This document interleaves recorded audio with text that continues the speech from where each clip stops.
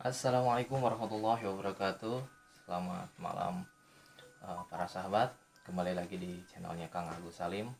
Selalu ada hikmah di dalam setiap kisah. Kali ini saya sudah bersama satu narasumber yang memiliki pengalaman kisah yang nanti kita akan ambil hikmah dari sebuah perjalanan beliau. Bersama saya Kang Muhammad Effendi, warga asli Pandeglang, Banten. Yang beliau ini sudah sedikit banyaknya bercerita kepada saya. Beliau ini hampir saja sudah beberapa kali bertemulah dengan maut gitu. Tapi ya tadi ya karena memang ya belum ajalnya begitu. Tapi ada di balik itu kenapa sih beliau mengatakan saya sudah hampir beberapa kali mati begitu, berhadapan dengan maut, tetapi atas izin Allah ya karena memang mungkin bukan waktunya. Tapi di balik itu kenapa sih beliau bisa sampai seperti itu, nanti kita akan ulas dengan beliau ya. Selamat malam Kang Effendi. Ya, selamat malam. Terima kasih sudah hadir di acara podcast Kang Muhammad Agus Salim ya. Kita ngobrol aja santai ya. Mudah-mudahan nanti dari cerita Kang Effendi ini memberikan sebuah hikmah kepada teman-teman untuk menjadikan sebuah pelajaran gitu terhadap kehidupan, terhadap apapun itulah gitu di dalam menjalankan aktivitas sehari-hari. Tadi sudah banyak cerita di sebelum kita mulai ke acara ini. Kang Effendi ini sudah hampir beberapa kali mengalami peristiwa gitu, kecelakaan, dan yang terakhir itu bisa diceritakan nggak kapan dan apa yang sudah terjadi Kang Effendi? Mangga. Assalamualaikum warahmatullahi wabarakatuh. Salam. Ya, baik, saya akan menceritakan sebuah kejadian ataupun sebuah kecelakaan yang hampir merenggut nyawa saya. Waktu dulu saya mengalami peristiwa hampir merenggut nyawa saya itu untuk beberapa kali. Mengalami kejadian seperti itu 4 kali.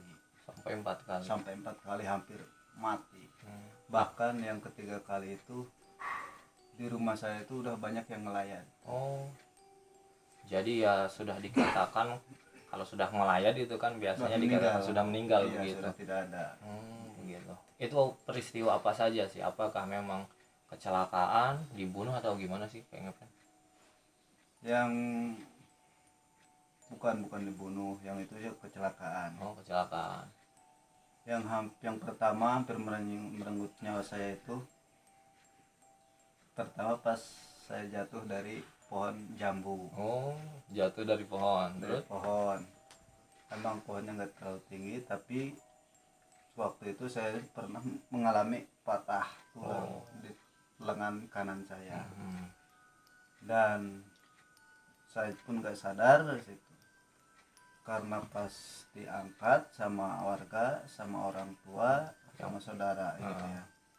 Pas ngeliatnya itu nggak kerasa, mata tuh udah nggak kelihatan hitamnya, tinggal putihnya aja gitu, mata juga udah. Jadi kalau kata orang Pandeglang udah mencelik ya. Iya. Sampai-sampai saya tuh merasakan kalau saya tuh udah nggak ada. Yang saya lihat itu, kenapa saya juga sampai merasakan kok saya bisa melihat posisi tubuh saya, kok bisa terbading. Jadi seperti ruh keluar gitu. Iya, ya dari jasad. Gitu. Dan nggak lama kemudian, hampir 1 jam itu. Hampir 1 jam itu, setelah 1 jam itu ada kakek saya, dan nggak lama kemudian dia nolongin saya. Ya mungkin misalnya namanya orang tua dulu ya, entah apa, doain atau gimana gitu. Terus saya udah dari situ saya sadar kembali. Dan ya itu yang pertama. Yang kedua dari pohon cengkeh. Sama masih jatuh juga ya? Jatuh itu juga. Kalau dari pohon cengkeh itu lebih tinggi. Ada 2 meter. Ketinggiannya itu kurang lebih hampir 15 meter, 18 meter. Luar biasa Ketinggiannya itu. Dan dari situ saya pun namanya juga masih Kecil. Kanak-kanak. Oh, Iya, masih masih kanak. Oh, saat kanak-kanak itu lah, ya. jadi terjadinya saat umur berapa kira-kira Kang Evan? Pas waktu umur belasan, Hmm. belasan tahun, belum nyampe 20 belasan lah. Hmm. Dari situ saya juga yang namanya juga kanak-kanak, pikiran saya juga belum, masih ini akal saja ya, masih gimana ya namanya kanak-kanak. Dari situ saya pas lagi apa ya namanya, bantuin tetangga metikin atau ngambilin buah cengkeh gitu. Oh, Nggak taunya si dahan itu patah. si dahan itu patah. Dan Oh. saya pun terjatuh. Oh. Dan saya pun sempat apa namanya, Terpental ke tiap dahan-dahan yang oh iya, karena kan kalau dahan cengkeh kan Iya. cabang begitu ya. Dan akhirnya di situ saya jatuhnya pun itu saya posisinya kepala di bawah. Jadi sangat ya pikiran ya yang namanya jatuh pasti ke bawah sudah ini. Iya, di bawah. Tapi waktu itu apa? Retak, bocor atau seperti apa? Untuk luka sih enggak. Untuk luka ini enggak terlalu nih, paling isinya cuma apa ya namanya, Lecet gitu ya. lecet gitu. Cuma pas saya lihat juga enggak, saya juga sempat sadar kok pas saya diangkat gitu sama teman. Saya sempat lihat juga, sempat sadar juga pas tanahnya itu bekas kepala saya itu apa namanya, berlubang. Sampai segitunya. Enggak tahu kemudian dalam berapa menit, 5 menit kemudian setelah saya itu baru saya pingsan dan itu enggak sadar lah. Yang saya rasakan tuh dada sesak. Karena ya memang Serasa tinggi ya. serasa jantung saya itu Apa, naik ke atas, ngedorong gitu kayak nggak bisa napas gitu. Ya karena tinggi gitu ya. Iya, nggak lama kemudian saya diangkat sama teman, sama yang tetangga saya yang punya pohon cengkehnya itu, dibawa pulang ke rumah Maman. Dari situ saya udah diminumin yang namanya telur kampung, telur ayam kampung gitu kan. Ya, pertolongan tradisional lah ya. Tradisional pertolongan kampung gitu, kalau saya apa tuh jatuh gimana gitu pasti itu. Telur ayam kampung itu manfaatnya emang banyak. Telur ayam kampung. Iya, telur ayam kampung asli. Diminum mentah-mentah aja gitu. Itu semuanya yang kuning sama yang putihnya. Itu kebetulan semuanya. Pas nggak lama kemudian didorong sama air, nggak lama kemudian saya dipijit-pijit, terus diangkat lagi, dan saya sadar lagi. Itu enggak. Ya. Dan kejadian yang berapa tahun kemudian pas kelas 2 SD ada yang lebih mengerikan lagi. Kelas 2 SD itu yang pas saya udah banyak yang ngelayat ke rumah. Itu puncaknya di kelas Di 2 kelas SD. 2 SD itu Apa yang dialami itu? yang dialami itu pas saya keluar dari sekolah. Pas kebetulan hari itu hari Selasa. Pas kebetulan keluar sekolahnya juga itu pas jam 10:30.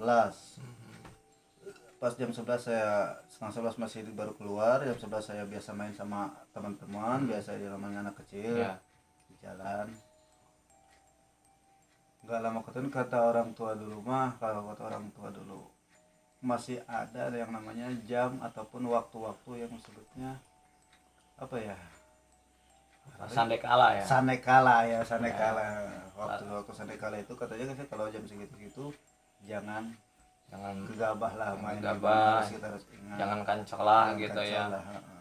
Pas saya nggak lama kemudian biasa main sama teman-teman, biasa lari-larian sambil pulang, sambil canda gimana, sambil main lempar-lemparan gitu kan. Nggak lama kemudian pas saya canda sama teman berlari-lari gitu, pas posisi saya dari tengah jalan, nggak lama kemudian ada satu motor eking dari arah sekolahan saya. Posisinya dia ngebut itu. Posisinya dia ngebut, dan kebetulan dia juga mungkin nggak lihat karena posisinya itu pas saya ditanya pas ada turunan. Jadi wajar nggak ngelihat dia juga, kalau datar mah mungkin kelihatan. Ini berhubung ada turunan dia nggak ngelihat, dia kencang. Dia bawa boncengan pula.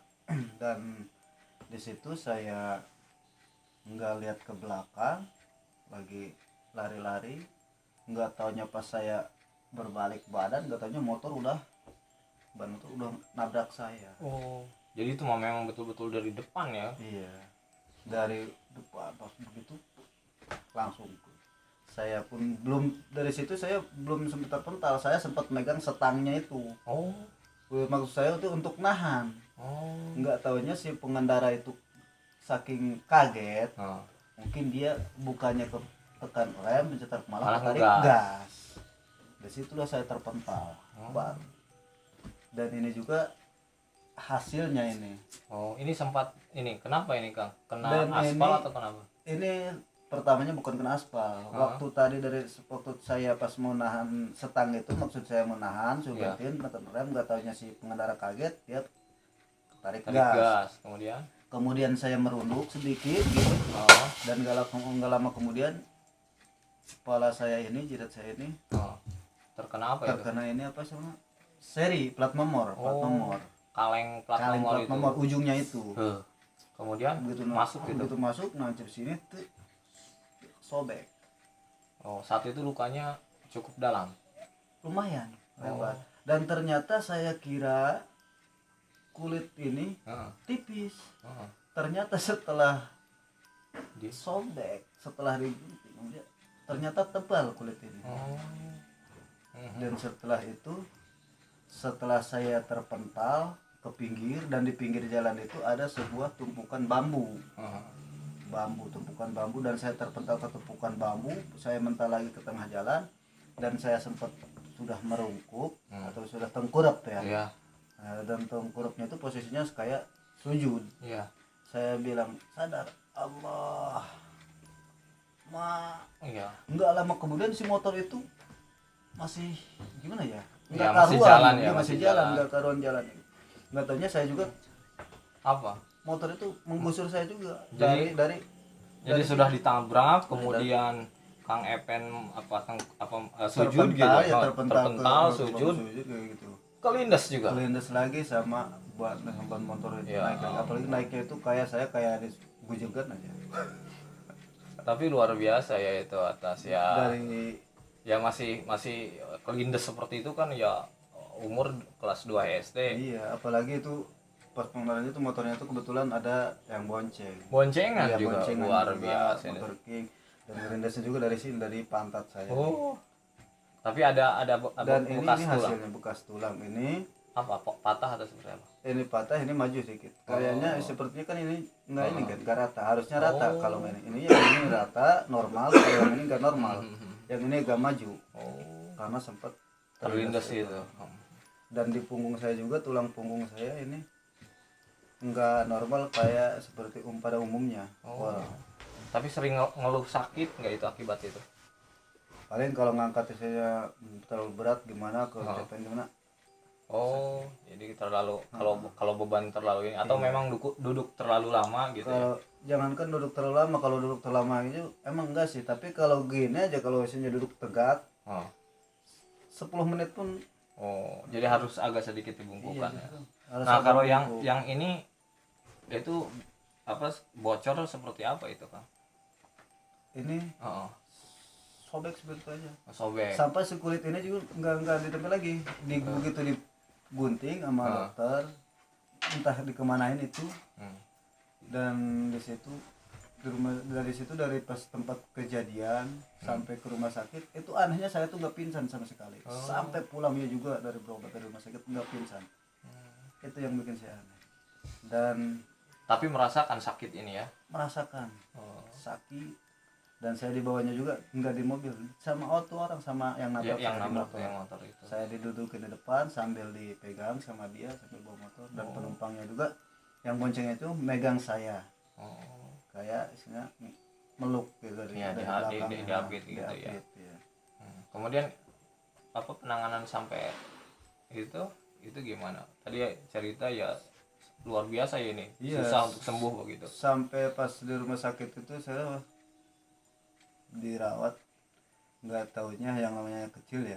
Saya kesini digunting.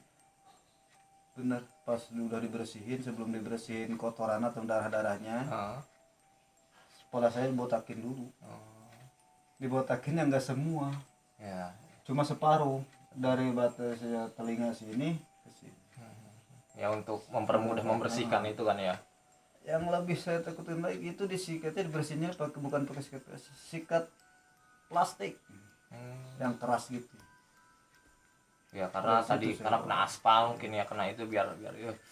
pas saya teriak, wah sakit sakit, dia dokter bilang udah suntik Oh baru itu suntik balok. suntik bal itu enggak hanya 1 atau 2 kali, karena sama saya masih terasa sakit lebih dari 2 kali suntik bal itu.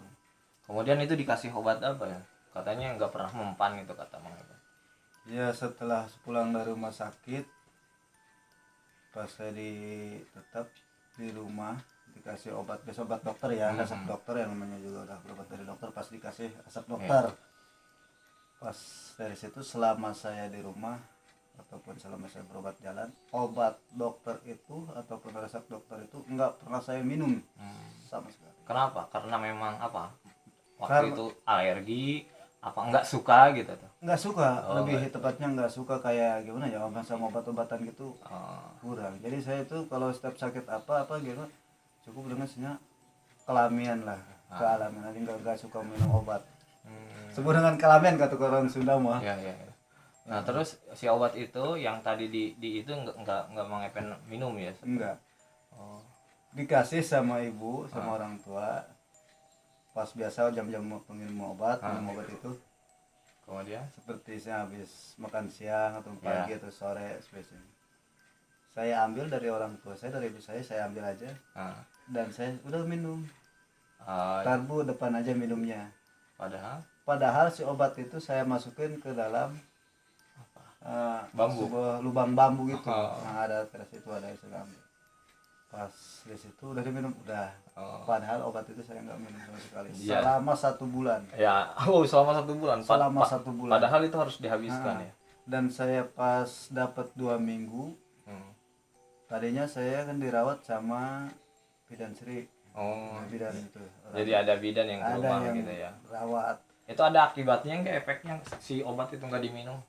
Obat itu nggak saya minum sama sekali, cuma apa ya, selama 2 minggu itu saya merasakan Apa? kayak pusing. Jadi akibat mungkin tidak tidak diminum si obat itu.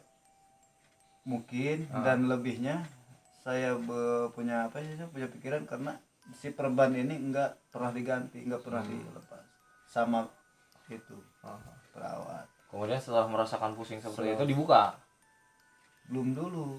Pas saya pindah tapi ganti perawat. Orang tua saya jadi lagi sempat perawat. ganti yang ganti dokter lagi, ganti yang ngurusin untuk berobat jalannya. Pas dikontrol lagi sama yang lainnya itu, oh pantesan masuk pusing, coba perban yang gimana diganti enggak pantesan.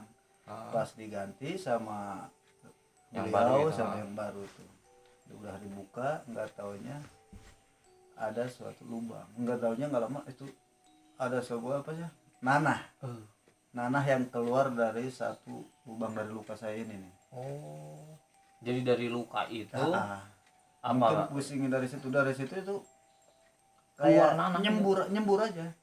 Sampai 3 kain ini ya, kaos gitu, kaos 3 biji kaos ini itu basah semua oleh nanah itu. Oleh nanah ini. Bisa dibayangkan sangat banyak gitu ya. Dan setelah nanah itu keluar semua baru pusing saya. Enggak ini. Ya mungkin disebabkan dari itu ya. Dari nanah, penyumbatan nanah di dalam itu. Dan itu ada lubang di situ. Dari hari ke hari lubang ini tadinya sebesar sapu lidi. Dan sampai jari saya masuk yang paling kecil ini. Terus jadi si lubang itu makin membesar karena dia kan apa yang namanya luka itu kan ya. Dan itu maksudnya gitu kan. Lubang itu sampai ke dalam ini. Iya, lubangnya masuk sampai jari ibu jari ini juga masuk sini. Pas saya mainin jadi penasaran sampai ini masuk ke dalam. Iya. Sampai saya masukin jari tangan saya, masukin gini sampai terasa bola mata ini. Pas nggak lama kemudian saya mainin, saya tekan gimana gitu ya.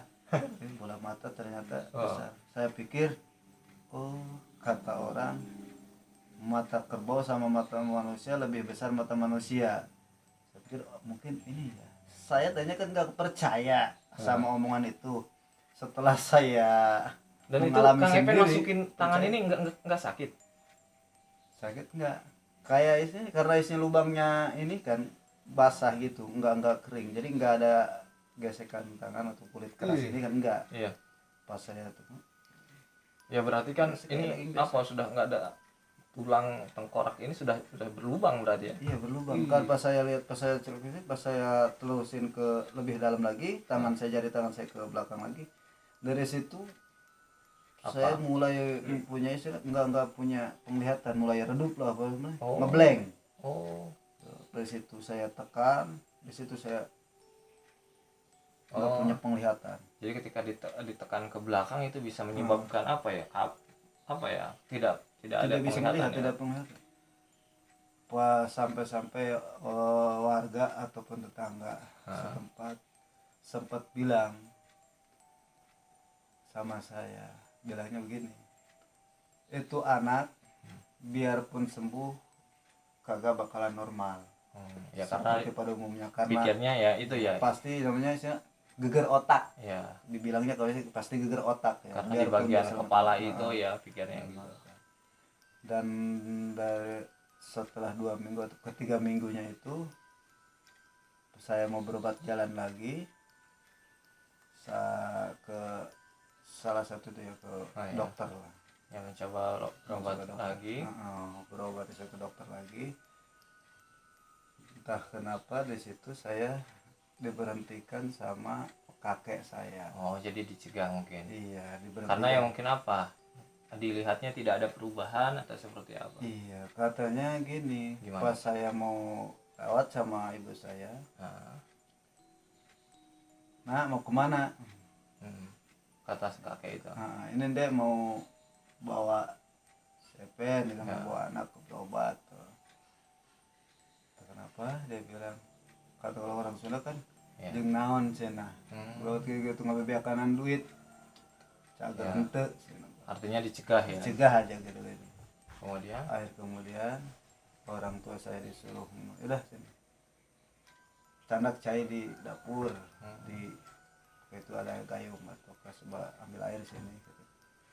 Nggak lama kemudian sama kakek saya, entah apa ya, saya didoain lah. doain atau gimana, nggak lama kemudian sama dia diteguk dan disembuhkan sini. Nggak lama kemudian dari situ, setelah dari situ ketiga harinya itu mulai agak kering.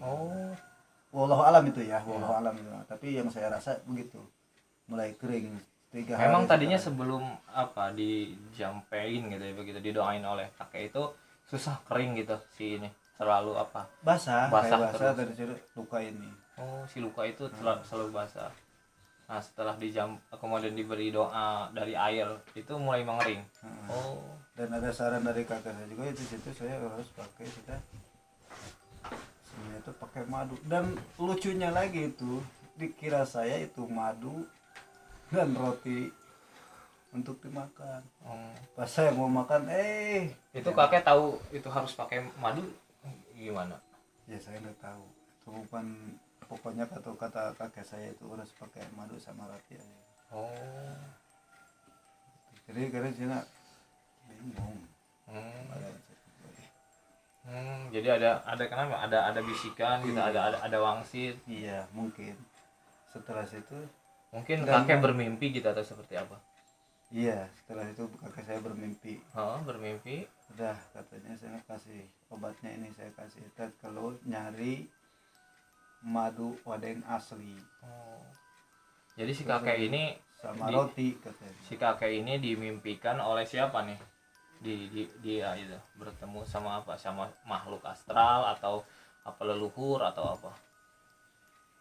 Ya mungkin leluhurnya kan. Dan di situ setelah itu hari yang harus ngasih itunya juga, yang harus ngolesin itu ya, ngasih obat itu harus paman. Nggak bisa sama yang lain. Pertama kalinya itu yang ngolesinnya harus paman. Pas datang ke rumah hasilnya bawain roti sama itu. Jadi lucu ya. Jadi di apa, bukan pakai salep, kalau kan sekarang pakai salep itu pakai madu. pas itu pakai madu odeng, apalagi sih madu odeng itu dikirain pas dikasih dituangin ke roti, dikirain saya mau dikasih ke saya suruh dikira mau makan, dimakan mau gitu. dimakan, dan jangan, ini bukan buat dimakan, tapi ini buat obat luka. Hah? Buat obat luka? Di situ disedi. Jadi setelah melakukan beberapa pengobatan medis tidak mengalami penyembuhan begitu ya. Ketika Kang Epen mau berobat, kemudian juga ada saran dari sang kakek untuk ya dia obati gitu ya secara tradisional atau non medis ya. Kemudian setelah disembur mengalami pengeringan, setelah itu kakeknya mendapatkan wangsit lewat mimpi begitu ya, agar diberikan madu odeng. Karena ya kita tahu sendiri ya, sejak zaman Nabi juga madu sudah menjadi alat penyembuh gitu. Tapi yang uniknya kan madunya diberikan kepada luka gitu ya, bukan untuk diminum gitu. Iya, setahu saya kan yang namanya madu itu paling saya untuk menambah saja stamina ya. Apalagi untuk kayak orang yang suka begadang gitu kan ya, untuk stamina lah untuk diminum, setahu saya gitu. Nggak tahunya itu mau untuk diolesin ke luka. Jadi dapat wangsit dari leluhur, sang kakek memberikan satu isyarat obat untuk kesembuhan Kang Epen. Luar biasa. Tadi juga di sana Kang Epen sudah bercerita banyak bahwa dia sempat dari kejadian peristiwa maut yang menimpa Kang Epen juga Kang Epen sudah diintai gitu, diikuti makhluk astral. Apakah betul itu Kang Epen? Kalau kata ceritanya kakak saya sih gitu. Coba bisa diceritakan gimana maksudnya? Bahkan sebelum terjadinya kecelakaan itu pun saya sudah diikuti cerita daripada kakek saya. Diikuti makhluk astral gitu. Apa dia itu maksudnya senang, suka gitu atau apa? Dia suka, katanya sih mau pingin saya tuh dibawa ke alamnya dia gitu. Tapi kakek tidak cerita nggak spesifiknya itu jin atau apa gitu, atau yang mungkin lebih perwujudan laki-laki perempuan gitu, cerita nggak gitu? Yang lebihnya saya tuh yang saya ingat itu katanya laki-laki. Jadi dia senang terhadap Kang Epen ini, kemudian juga entah apa yang bikin dia senang itu terhadap saya. Ya jadi Allahu alam ya, apakah itu memang peristiwa kodrat dari Allah atau jadi si makhluk astral ini jadi wasilahnya untuk kecelakaan itu gitu. Atau ya memang betul gitu ya, satu energi radikal bebas yang membentuk atau jin itu juga menjadi musabab ya terhadap kecelakaan itu gitu. Jadi menurut penuturan sang kakek bahwa sejak kecil Kang Epen ini sudah mulai diikuti makhluk astral. Ya makhluk astral ini sebisa mungkin dia berusaha memendekkan umurnya, mungkin begitu ya kasarnya ya. Tapi karena tadi itu ya hikmahnya ya, walaupun mau dengan upaya jin atau upaya manusia untuk mencelakai kita, ya kalau misalkan belum waktunya ya tidak akan terjadi ya. Bahkan tadi itu si luka yang memang sulit obatnya juga ada aja gitu kan untuk itunya. Mungkin dari kisah Kang Epen, dari memang pertama diikuti makhluk astral, kemudian juga berusaha dicelakai, kemudian ada obat dari wangsit dari mimpi. Menurut Kang Epen hikmahnya apa sih bagi Kang Epen sendiri? Hikmahnya setelah kejadian-kejadian itu saya lebih mendengarkan kepada omongan orang tua yang tadinya saya kalau jam segitu gimana jangan gegabah lebih ke hati-hati ataupun bermain di jalanan, apalagi keluar setelah pulang sekolah. Artinya ya lebih kepada ini ya, kita berbakti lah kepada orang tua ya. Dan setelah dari situ beberapa tahun alhamdulillah nggak pernah terjadi lagi. Dan entah kenapa sampai sekarang pun saya itu kurang minat ataupun kurang mengonsumsi obat-obat dokter. Kalau selagi saya sepertinya saya lagi sakit atau gimana, sebelum sakit saya pernah itu saya ya, obat-obat warung lah, obat dokter. Tapi pernah punya riwayat sakit yang berat nggak, apa gitu yang medis atau Itu apa? pas itu doang, pas lagi saya kecelakaan. Oh, jadi sebelumnya maksudnya punya riwayat jantung atau emah atau apa nggak ada ya? Enggak. Apalagi pas setelah beberapa tahun nih, setelah kejadian dari kecelakaan motor itu ya, hampir merenggut nyawa saya itu, baru terulang lagi nih baru-baru ini 2 tahun belakang nih. Oh, sempat juga. Tahun 2020 nih hampir. Oh, sampai. Tapi sorry Kang Evan, tadi kan ini sampai bolong. Itu ditambal oleh daging lagi atau gimana? Atau Enggak. dijahit? Enggak. Oh enggak, coba bisa dilihat enggak Ini. ke penonton? Enggak gitu maksudnya apa? Masih tetap Ini berlubang? tidak dilapisi sama Daging lagi gitu, lain, atau dijahit? Tidak. Oh. Ini saya paling yakin karena ini lukanya luka lebar. Oh. Mungkin kalau luka sedikit mah kayak di hidung, kayak di pelipis mata nih ya, kayak ini nih, bisa dijahit di tangan. Iya, ini kan tadi Tapi lubang ini sampai melebar. masuk Kalau jempol. posisi lubang dari sini dan sekarang juga masih agak ini. Oh, masih Nah, tuh. Nih.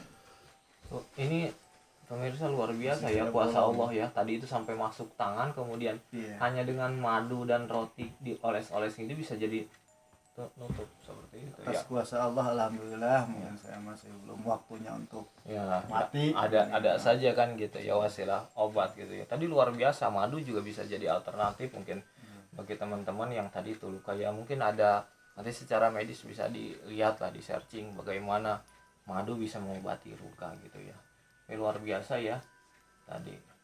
Ya itulah tadi ya kisahnya, bisa kita ambil beberapa kesimpulan ya yang tadi apa betul kata Kang Evan tadi. Jadi dari hikmah dari ini kita lebih lagi mendengarkan pepatah orang tua, kemudian juga lebih berbakti. Artinya yang tadi dikatakan oleh sang kakek terlepas dari kepercayaan masing-masing ya, mau percaya atau tidak ya mangga, kembalikan lagi kepada masing-masing. Ya mungkin saja ya kuasa Allah, karena kita hidup berdampingan di beberapa alam gitu ya, ada alam dunia yang nyata, mungkin ada alam gaib ya, bisa saja gitu, karena di sana juga ada kehidupan. Iya. Ya itu kan kuasa Allah, mereka bisa melihat seperti kita gitu. Kemudian tadi ada ketertarikan karena entah apa gitu kan. Kemudian juga beberapa kali kecelakaan mengepenya tadi itu kata saya, walaupun oleh manusia dicelakakan, oleh bangsa jin sekalipun kayak karena belum waktunya ya, belum waktunya sampai obat yang memang sulit gitu ya tadi untuk jadi luka itu untuk jadi obat. Makanya sang kakek bahkan mendapatkan wangsit dari leluhur bahwa obatnya juga unik, dari madu, kemudian madu odeng asli ditetel dengan roti tawar. Dan yang itu yang kuasa Allah itu dari tadi masuk tangan itu sampai tertutup itu tidak dilakukan penjahitan atau ditambal oleh daging ya, tapi dia tutup sendiri, luar biasa. Rapat dengan sendirinya, menyatu dengan sendirinya ya. Kemudian juga ya tadi mungkin ketidaktertarikan dengan obat itu ya, itu sebagian orang juga ada yang mengalami itu ya. Ya tapi mudah-mudahan kita selalu dihindarkan dari segala berbagai penyakit, kemudian juga mara bahaya dan yang lainnya. Terima kasih Kang Effendi sudah berbagi pengalaman, kisah. Nah, mudah-mudahan saya pribadi serta teman-teman yang menonton acara ini bisa mengambil hikmah, yaitu tadi untuk mawas diri, lebih berbakti, lebih mendengarkan pepatah orang tua. Yeah. Ya, terima kasih Kang Effendi. Itulah tadi saya Muhammad Agus Salim. Terima kasih, sampai jumpa di channel Kang Agus Salim di episode selanjutnya. Selalu ada hikmah di dalam kisah. Assalamualaikum warahmatullahi wabarakatuh. Kang. Ya, siap.